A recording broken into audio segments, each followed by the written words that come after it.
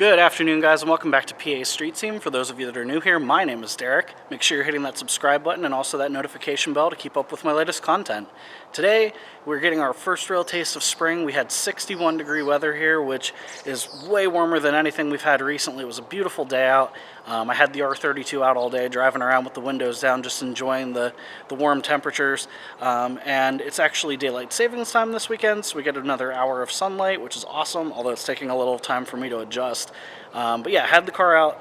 We're getting an extra hour of sunlight, but it's leaving quick, so I thought we'd do a fun project while we still have some daylight left. And that is simply changing out the third brake light on the back of the car. The stock brake light looks something like this when you press the pedal.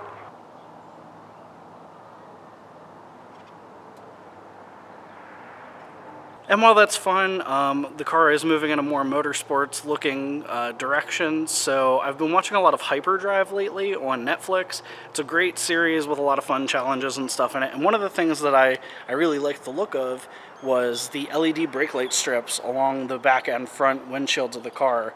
Obviously I won't be doing the front, but I wanted to do the back. Actually, from what I understand, that is a requirement in most pro drift competitions, and I guess it helps them see better when you're pushing your brake, and also probably provides a little bit more visibility for the car behind you if you're tandeming.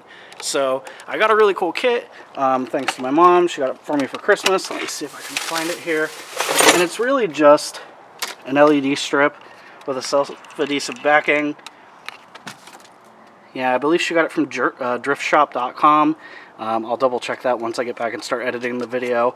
But yeah, so it should go along the back here. This is the OEM third brake light. We'll pop that out with a couple of Torx bits here.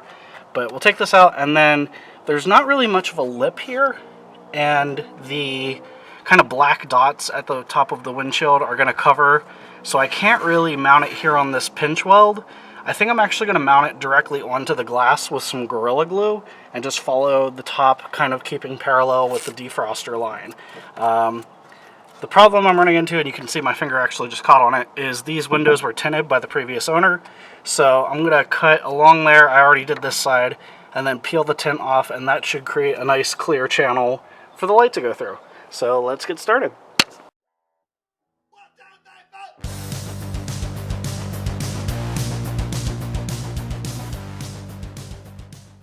So it's actually a T20 Torx.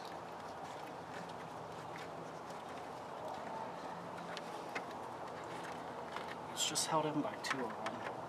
I just bought this tool. I wish the bits were a little bit tighter. They kind of wiggle around a bit much for my liking. So there's one.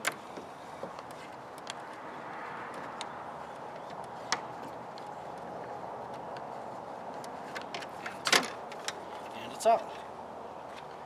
Then small connector here on the bottom.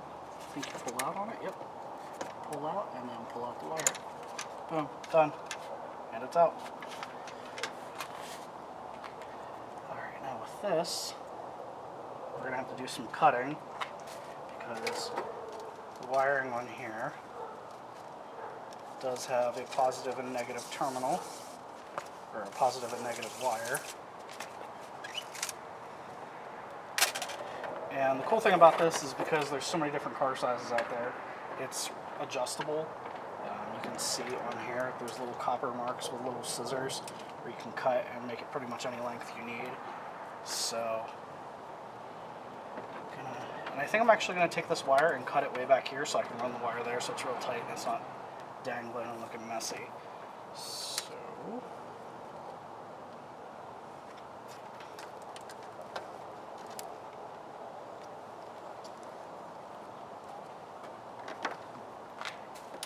so it got to about there,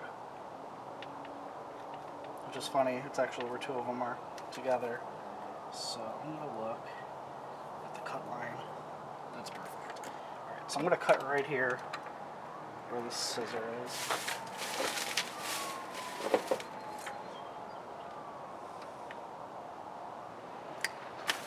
Perfect. And we'll be able to cut or stick that up there.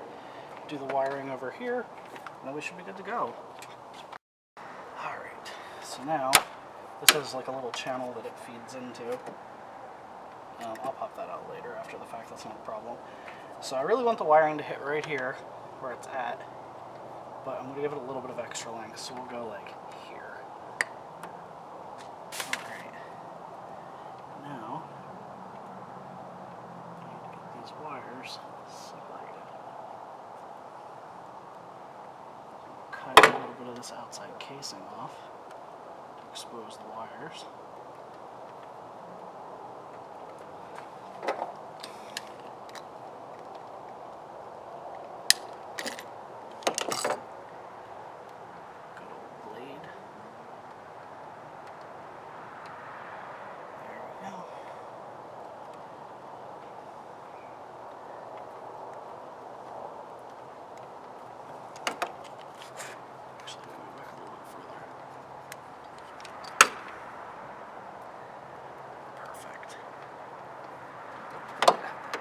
Off.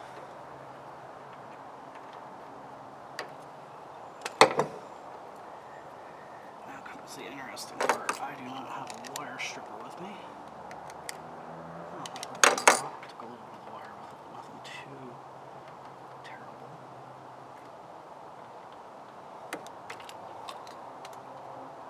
Alright, so there's our negative.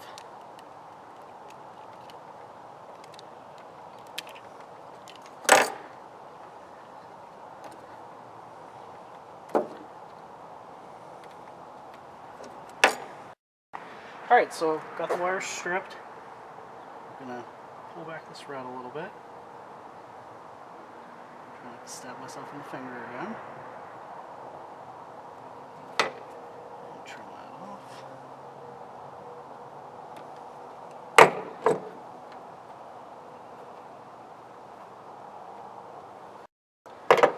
Alright, so there we have our ends.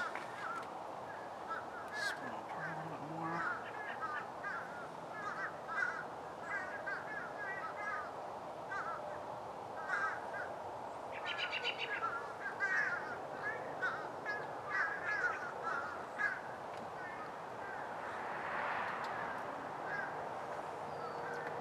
Twist the copper wire around it.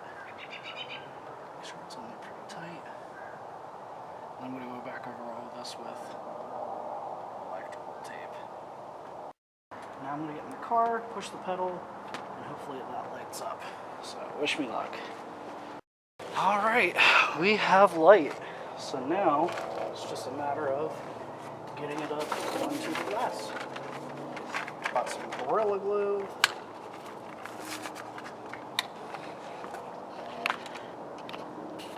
Swing it back out a little bit.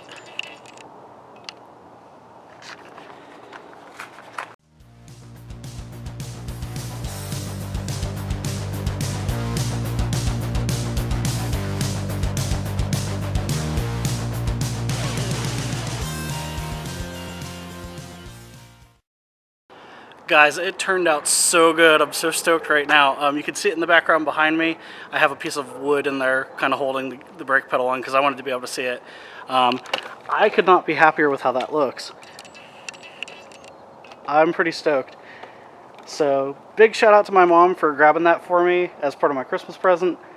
Really cool. I love the look of it with the smoke taillights and the black. I think it's really awesome. And I love how it bounces light up off the wing, almost turning the wing itself into a third brake light. So I'm going to go for a quick drive, enjoy the results of my project, and I'll see you guys next time. Make sure, like I said at the beginning of the video, that you're hitting subscribe and also the notification bell, and keep an eye out for my upcoming videos. They're coming soon. Have a good night and take care.